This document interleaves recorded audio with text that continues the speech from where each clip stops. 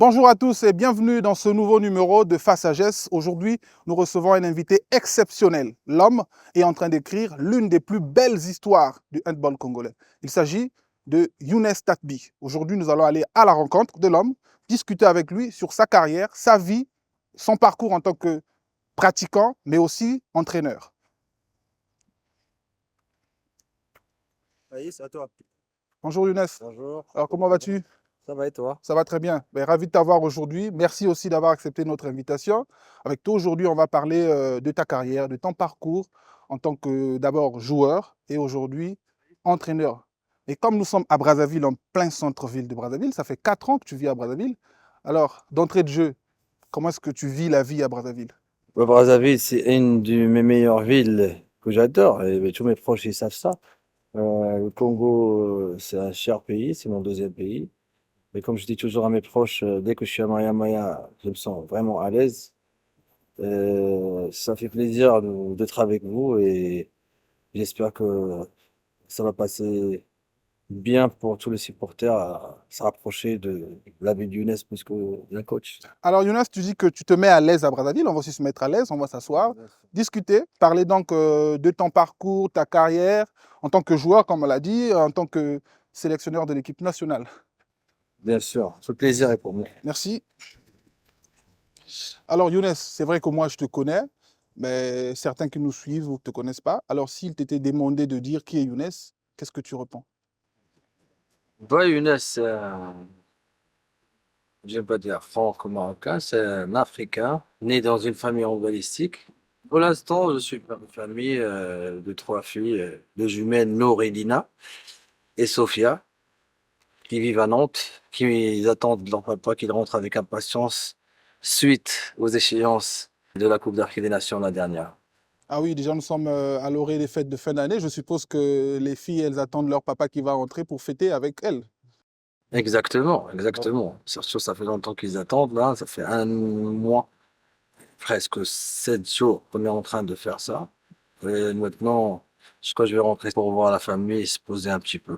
Parce qu'on a vraiment galéré dans la dernière compétition. Alors, comme je l'ai dit d'entrée, on va parler aujourd'hui de ta carrière. C'est vrai que tu viens de nous le dire, que tu es né d'une famille d'handballeurs, mais comment tu t'es réellement intéressé à ça? C'est vrai qu'il y a dans la famille des gens qui pratiquent ce sport-là, mais toi-même, comment tu t'es donné comme passion ce sport?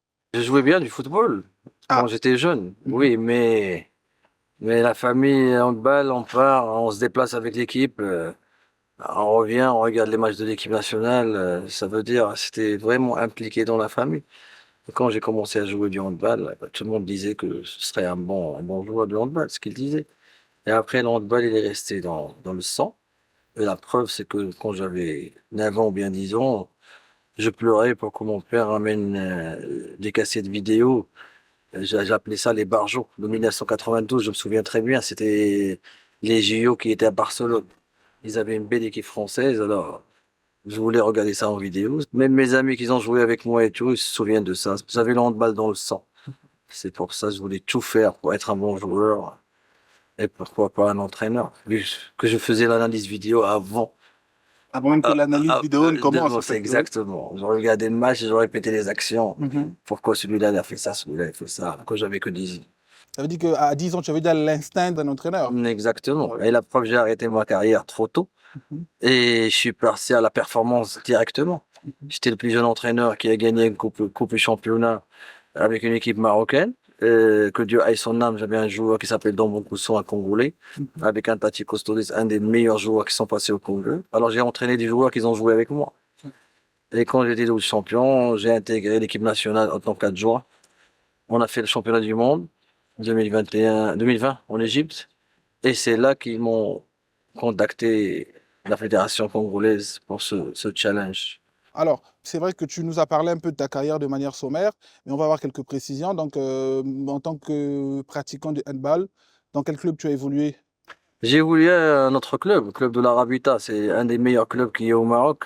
Les plus titrés au Maroc. Ils ont 22 titres, 12 championnats du Maroc et 12 Coupes du Roi. Ça veut dire Coupe du Trône. J'ai joué de 2003 jusqu'à 2010 et j'étais capitaine d'équipe de 2005 jusqu'à 2010. J'ai gagné au moins 10 titres avec cette équipe-là. avant que je parte professionnel. J'ai joué en Allemagne pendant 2 mois à Wiesbaden, à côté de Francfort. Et après, j'étais contacté par l'équipe de Rosé Nantes, où j'ai passé 9 ans là-bas, en tant que joueur. Et après, donc, tu reviens mettre ton expérience à contribution au sein de la sélection nationale où tu deviens donc entraîneur adjoint.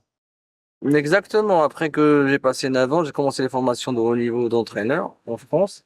Et après, j'ai entraîné une équipe marocaine, et c'est là que j'ai été couronné, je crois, de champion. J'ai entraîné ça 6 mois. Et je suis venu, regarde, ça fait 4 ans que je suis. Ça fait 4 ans que tu vis ici à Brazzaville. Alors, comment ça se passe, ton arrivée? Difficile au début, hein. Ouais. Beaucoup de critiques. C'est qui ce jeune-là? Il a Darido. Il va prendre des seniors dames. Les seniors dames, c'est une grande histoire.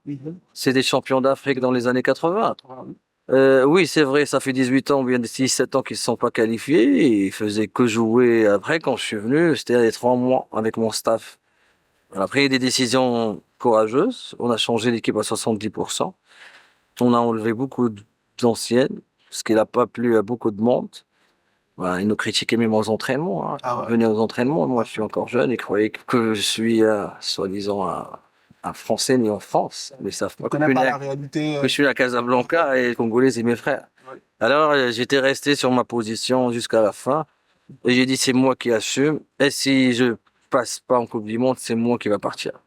Mais on a fait la surprise. On a gagné le Sénégal, qui était favori avec le Congo là. Et là, tout a changé. Tout Le a changé. respect s'est installé. Exactement. Confiance aussi. C'est pour ça qu'il faut avoir confiance en soi avant qu'avoir confiance dans ton projet. Il faut avoir confiance dans après ton projet, il vient avec la confiance en soi. Mais Dieu est grand, on est resté, maintenant ça fait la 4e année que je suis à Brazzaville. Avec l'appui, bien sûr. Je remercie la fédération qui m'ont fait confiance, mais beaucoup de temps je voulais partir, mais je remercie Monsieur le ministre qui était toujours là pour moi, pour me calmer, pour me dire non, c'est ton projet, le Congo c'est pour toi. Je le remercie infiniment, Monsieur le ministre des Sports. C'est grâce à lui que je suis encore là. Sinon, je devais déjà partir. Partir pourquoi? Euh, Parce que tu le dis bien que tu aimes ce pays, tu aimes le Congo, mais J'aime. pourquoi il t'est arrivé de vouloir partir? Parce que je ne sais pas comment te décrire ça. Parce qu'il y a beaucoup de constats, que ce soit positif ou négatif. Comme on a des constats positifs, il y a des constats négatifs dans n'importe quel projet, dans n'importe quelle chose qu'on va le faire. Là, je voulais partir parce que des fois, je suis fatigué. Fatigué de quoi? Fatigué parce que, par exemple, Sénégal, on est sur le podium, on pouvait jouer la finale. Par exemple, dans la planification que je fais, on joue la Coupe d'Afrique maintenant, on pouvait jouer la finale. Pourquoi? Parce que le Sénégal, on les a gagnés plus vite, on pouvait jouer la finale. Il manque juste un petit peu de préparation. Il faut s'adapter aux moyens du pays, ça c'est sûr. Mais des fois, tu dis que j'ai besoin juste de quelque chose de pouce pour que je rentre dans la grande histoire qui mérite ce pays-là. Oui, c'est vrai, j'ai des propositions toujours à gauche, à droite, mais j'ai jamais mis les conditions financières pour ce pays. Et la preuve, ça fait 11 mois que je suis pas payé. Et je vais prendre aucune procédure judiciaire. Ni TAS, ni Genève, ni avocat, ni rien. J'ai dit ça à Monsieur le ministre parce que je le fais entièrement confiance. Et moi, par mes valeurs de vie, je peux pas être avec un pays que j'ai aimé devant un tribunal. Et c'est comme ça. Même si c'est mes droits. J'attends le jour que ça va se débloquer s'ils vont me donner mon argent. Alors concrètement, ça fait 4 ans que tu vis à Brazzaville, ça fait 4 ans que tu as la charge, la responsabilité de mener cette équipe nationale. Tu dis qu'il y a beaucoup de problèmes que tu as essayé un peu de déceler. Quel est le principal problème du handball congolais? Je ne dis pas qu'il y a que les principaux problèmes, parce qu'on ne doit pas oublier que si on a fait des résultats, c'est grâce au ministre et au ministère. La fédération, bien sûr, qui vient avec. Parce que si on avait la meilleure équipe africaine au championnat du monde à Barcelone, c'est grâce au ministre qui nous a envoyé se préparer 15 jours en Turquie. Si on était 3e place du Sénégal, c'est grâce au ministre qui nous a fait préparer 20 jours avant. Maintenant, on n'a pas préparé, il y a des problèmes de visibilité financière. On sait très bien comment ça se passe. Ça veut dire, nous, on n'oublie pas qu'il n'y a que du mauvais. Le principal problème est dans le fond, c'est pas dans la forme. Oui, on peut dire que le ministère, il peut nous donner ça, mais qu'est-ce qu'on fait dans le handball national à l'intérieur? C'est ça le plus important. Parce que si on a des bons joueurs, alors on peut faire même des stages fermés ici. Mais si on a des bons joueurs, et comment on doit faire des bons joueurs? On doit les former. On doit savoir c'est quoi le constat qu'on doit tirer pour avoir les meilleurs savoir-faire offensifs et défensifs. Ça veut dire, qu'est-ce qu'on veut de la joueuse congolaise après? Si l'Angola, ils sont arrivés ici, c'est parce qu'ils avaient et une volonté pas que politique, mais sportive. Tout en sachant aussi qu'en fait, les Angolais ont appris Bien sûr. auprès des Congolais, parce que dans les années 80, on sait que c'était le Congo qui dominait en Afrique. C'est pour ça que je te dis Oui. que les Congolais, ou bien les Congolais, ou bien le pays du Congo, c'est une grande nation de handball. 4 fois champion du monde dans les années 80. Mais qu'est-ce qu'on veut? Par exemple, on a 2 clubs qui sont structurés ici, mais quand ils font jouer des Coupes d'Afrique des clubs, on doit ramener une 3e gamme des joueuses qui jouent au Cameroun. 3e gamme qui jouent en Angola. Ça veut dire que c'est pas les professionnels. Ils vont pas nous donner les professionnels. Pour renforcer l'équipe, on ramène 4 ou bien 6 ou bien 7 joueuses. Alors, mais pourquoi nous, on se pose pas une question? On dit, on prend des décisions courageuses, championnat national congolaise, on va faire aucune gardienne de l'extérieur. On va faire jouer les jeunes. Et on joue le championnat national. Et vous allez voir, le niveau, il va commencer à monter. C'est comme on a fait nous au Maroc une fois. On a fait pas de gardien étranger. C'est pas quelque chose qui est déplacé ou bien du racisme. Non, non, non. Mais c'est question pour augmenter le niveau de jeu de mon pays. Ça veut dire augmenter le niveau de jeu du Congo. On n'a pas de gardien, on a un problème de gardien. Alors on fait comment? On va les ramener toujours de l'extérieur pour le championnat? Non, le championnat, on va faire aucune gardienne étrangère. Et là, vous allez voir. 7 matchs, 6 matchs, 8 matchs, on va dire, ah, ce club, il a ça, ce club, il a ça. Mais on va pas dire, celle-là, elle est étrangère, celle-là, elle est étrangère. Et au fur et à mesure, le niveau de jeu, il va commencer à monter. Et partir jouer les compétitions des cadets et des juniors aussi. On doit jouer à un international. Ça fait 2 ans que je suis là, 4 ans. Ces 2 dernières années, on n'a pas joué de compétition internationale, que ce soit les cadets et les juniors. Comment on peut alimenter une équipe nationale qui vient de finir? Oh, il y a au moins 20 ou 30%, ils sont en fin de carrière ou bien ils ont fini avec l'équipe nationale, malgré tout ce qu'ils ont donné, que je leur remercie, bien sûr, parce qu'ils ont fait ce qu'ils ont fait pendant les 4 ans. Mais c'est ça la vie. C'est une alimentation qui vient par rapport à une échéance. On finit au bolote. C'est ça une équipe nationale. Mais tu dois avoir un vivier à l'intérieur. C'est ça le grand. Alors le vivier, est-ce que tu ne penses pas qu'on peut le trouver dans les écoles, par exemple? Oui, oui, tout ça, c'est des objectifs avec des sous-objectifs. C'est une direction technique nationale qui se pose avec la direction de l'éducation et tout. On met un projet collégial et on commence à ramener, parce que c'est qui les entraîneurs de handball à travers l'histoire? C'est des profs de PS, hein, majorité. La majorité. Alors, le prof de PS, au lieu du mercredi après-midi, on ramène, voilà, t'es grande, t'as une bonne envergure. Non. Avant, on faisait quoi? On faisait la concurrence entre le basket, le volley et le hand. Chacun, il veut ramener ses joueuses là-bas. Et c'est comme ça. Ramener des jeunes de l'école. Chaque mercredi, on disait ça l'ASS à l'époque. Mercredi après-midi. Et là, on va commencer à former les jeunes joueuses pour avoir des bonnes joueuses. Ça veut dire il va s'entraîner à l'école, il va s'entraîner dans le club, et après, le samedi et dimanche, que des matchs. C'est comme ça. Il faut qu'on revienne comme on était avant. Ça, je parle pas que du Congo. Je parle en Afrique, on était comme ça toujours. Alors, même le Maroc, là, c'est comme ça. On commence à avoir la qualité de joueur qui commence à descendre un petit peu. Alors, Younes, de ton analyse, en tant que connaisseur du handball, est-ce que tu penses que le Congo regorge en son sein assez d'encadreurs capables de relever le niveau du handball congolais? Oh, c'est une question, oui. Il y a des entraîneurs. J'ai parlé pas mal avec beaucoup d'entraîneurs. Il y a de la passion. Et il y a de la formation pédagogique. Maintenant, dernièrement, la CAF, la Confédération africaine, ils ont commencé à faire les grades. Tout ce qui est licence A, licence B, licence C. Ça commence comme ça. On a combien de licences A, on a combien de licences B, on a combien de licences C. Là, tu peux commencer à faire un recensement. Mais moi, toujours, je dis, c'est la passion, c'est le cœur. Si tu aimes ta passion, il faut que tu travailles plus.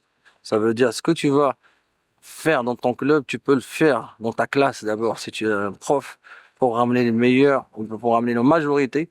Parce qu'il y a 2 choses. Soit on va travailler sur la qualitatif, ou bien sur le quantitatif. Pour l'instant, moi, je pense qu'il faut massifier les licenciés. Parce que le handball, il commence à perdre beaucoup de licences. Il faut massifier pour avoir beaucoup de jeunes joueuses dans beaucoup de viviers. L'État congolais investit énormément pour le football, mais qui malheureusement n'apporte pas les résultats escomptés.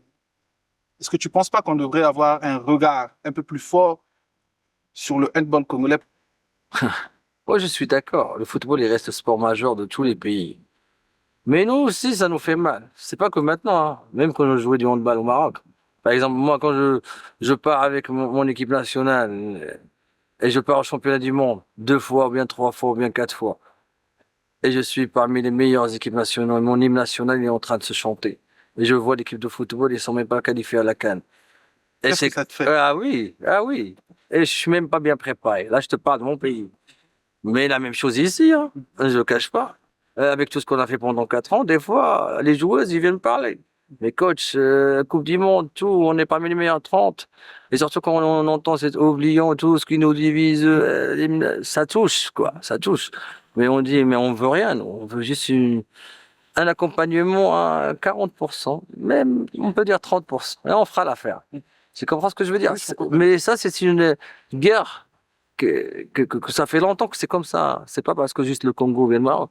Toujours, les autres sports, on a un petit peu de... Vous vous sentez un peu négligé, Voilà, par un peu rapport au négligé. football. C'est normal. En termes de résultats, vous êtes les meilleurs. Voilà, le football, c'est un sport, ouais, ça, on peut pas le négliger.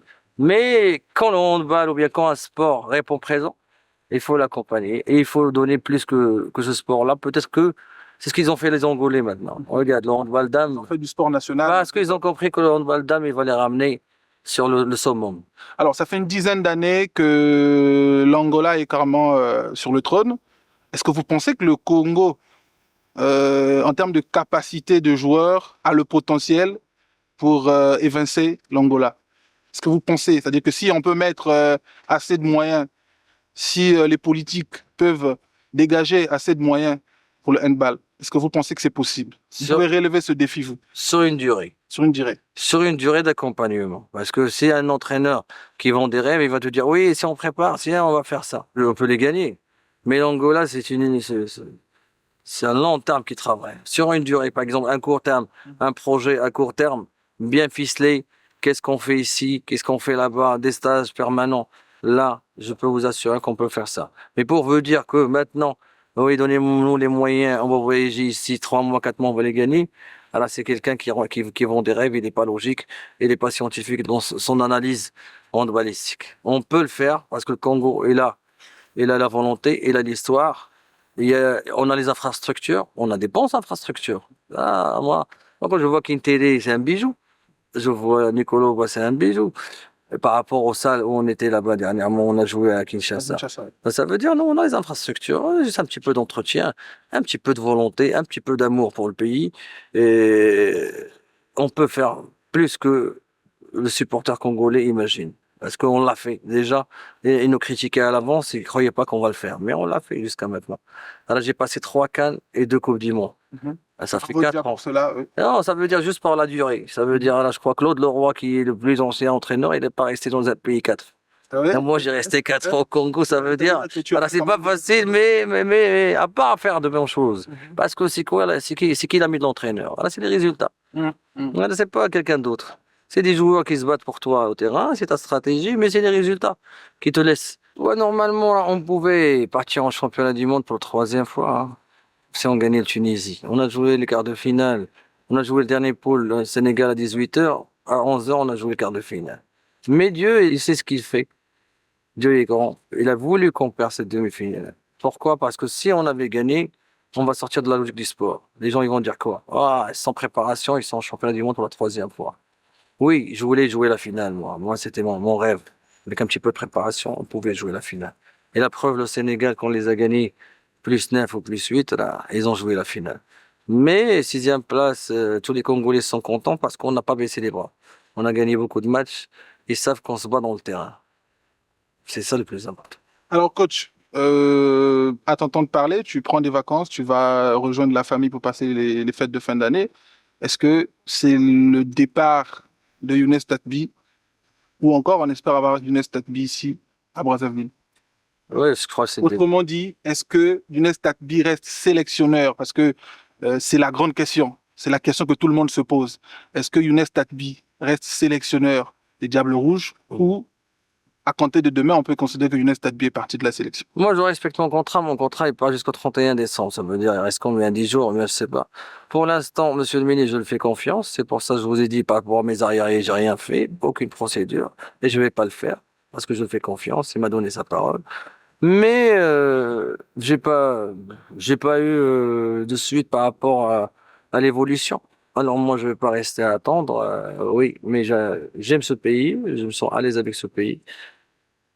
Ce qui est important, même si je pars dans un autre pays ou bien un autre, le Congo va rester dans mon cœur et je serai toujours prêt à aider ce pays coréen, que ce soit dans tous les domaines, parce que ce pays-là a bien pris soin de moi. Moi aussi, je prends soin d'elle jusqu'à la fin de ma vie.